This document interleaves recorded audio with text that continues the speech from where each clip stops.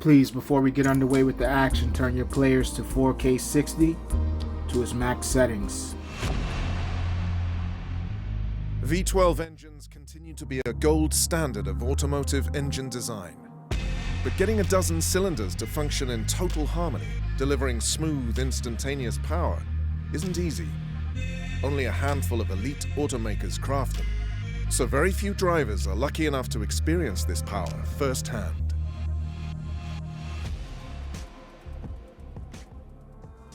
Hello everyone, welcome back to the channel. Thank you for tuning in, doing a full circuit at Mugello Circuit. It's race day, folks. Grab your seatbelts and get ready for some paint, scratching, action. Be as aggressive as possible through every section, but remember the track limits. We'd hate to see time penalties determine our final finishing order. Should be a good one. We're definitely racing some V12s here. It's my first time behind one. As usual, we're going to start middle of the pack, slot 14, and live with our results. Hopefully we can grab that top podium spot. Racing my newly acquired Ferrari. Just purchased it for this race. Cost me about 250 car credits, and we're off.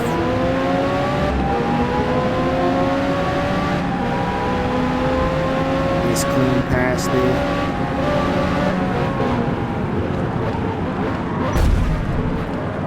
Just could not avoid that collision, and believe me, I tried to. Amateur driver cars, more collisions, trading paint, back and forth.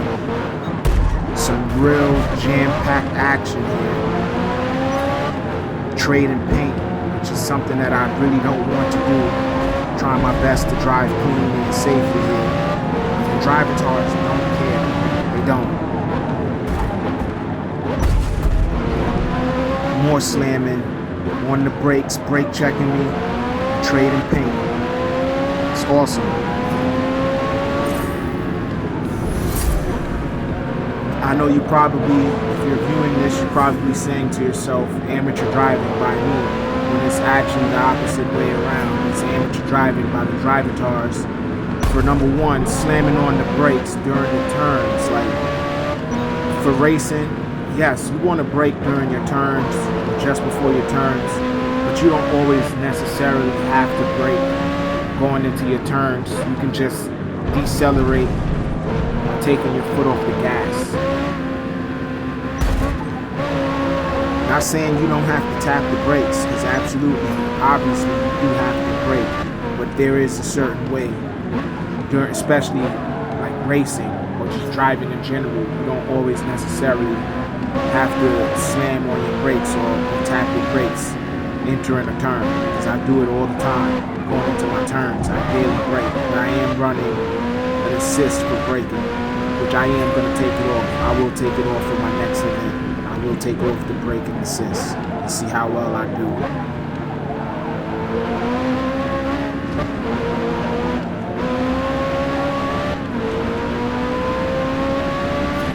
I also will be honest with you all tuning in. I actually decided to play this and make this video after seeing the Gt7 dual head-to-head matchup between Forza Motorsport and Gt7, Gran Turismo 7. So I just couldn't help myself. I had to get behind the wheel and make a video. I'm going to give my 2 cents on it after seeing it, even though I really feel I need to rewatch it, because I kind of like was distracted about halfway through the breakdown of the duel.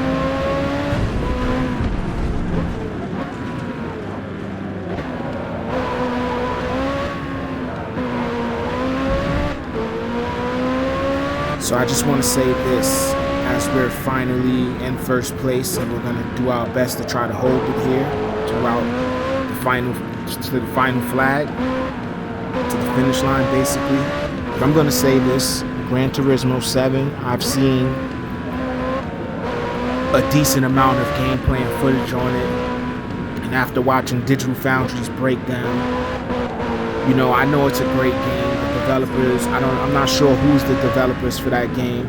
They did do a great job with the game. It's a great looking game. It's great, especially, you know, like, I'm not even gonna lie, you already know I'm Team Xbox. I'm not really a Sony fan at all whatsoever, but I give credit where it's due. It's a great looking game. It's a great looking game. Like, they gave a lot of points towards GT7 versus Forza, even though Forza did have a lot of like winning points as well during the breakdown of the duel. But I'm just like, if Gran Turismo 7 was so great, it was that great. When it dropped, I'm not sure what year it dropped. I know it was a few years ago, a couple of years back, maybe about, what, 2 or 3, I'm guessing, I'm assuming. You know, it came out like right after or before Forza. I think it came out right after Forza Horizon. I think Forza Horizon came out before GT7. It did. My memory does serve me correct.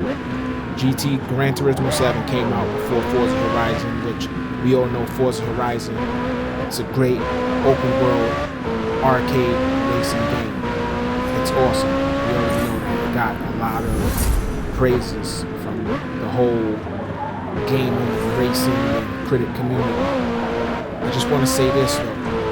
If GT7 was so great, it is so great, in as many areas that Digital Foundry was giving it during the breakdown, why didn't it win any awards? Why didn't it win an award for best racing game of that year that it released? I don't even think it was even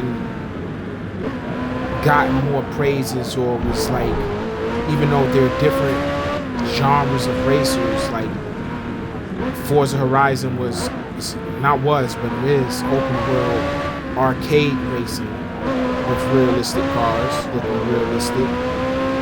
And GT7 is circuit track racing with its realistic features to it. But like I said, if it was so great, why didn't it win any awards? I don't recall it winning no game award or it getting more praises than Forza Horizon.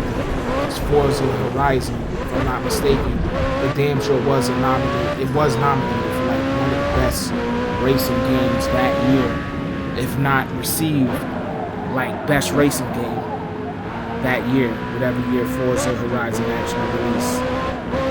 So it's confusing to me. Like, Forza Motorsport, obviously it just won the Game Awards for Best Racing Game. Last lap, let's go. And I honestly think it deserves it as we enter this final lap here. So I'm going to get ready to wrap up my opinion. But it's honestly, it's a great looking game. Like, I watched the video, I watched them, like I said, watched them give certain areas to Forza, like the crowd, and the scenery, the trees looking more realistic, so forth and so forth. And then they gave like Gran Turismo 7 the nod as far as the headlights and the tail lights, certain things like that, and the car paint looked a little bit more glossy, so forth and so forth. And then they kind of also gave like the screen space reflections, like the nod towards GT7 over Forza Motorsport, which Forza Motorsport uses both. It uses screen space reflections as well as ray trace reflections at the same time. And like the dude from Digital Foundry said, it does like artifacts like the picture, making the picture break up during certain segments of the race where the like clarity of a reflection should be absolutely clear, and they show the comparison. So, I mean, I'm gonna be honest, man. Like, I really enjoy this game. It's a great game. To me, it deserved getting best racing game of the year.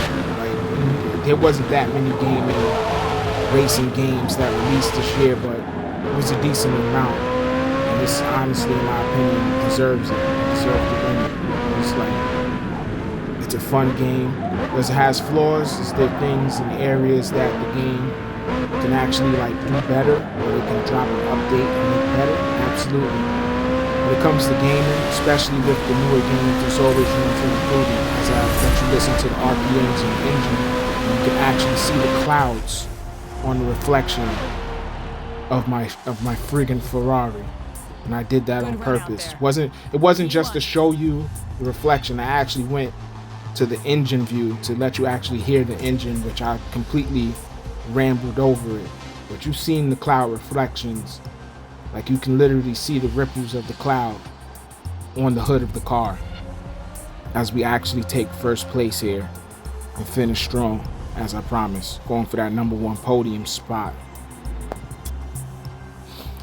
But yeah, man, I digress. Like, I'm not gonna challenge Digital Foundry because they know what they're talking about. They break games down on a freaking microscopic scientific level. So I'm not challenging or refuting what they say or whatever. But come on, man. Like, Forza Motorsport is a great looking game. There's no denying that. And it's actually doing more. It has more going on in it, which is the ray tracing during the game, not during a freaking replay or garage mode.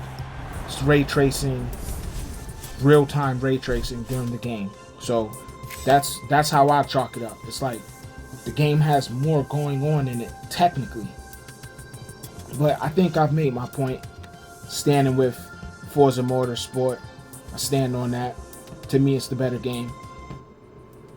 And it's all really down to preference. But till next time, peace and be well, everyone. Don't forget to like, share, comment, and subscribe. Noob out.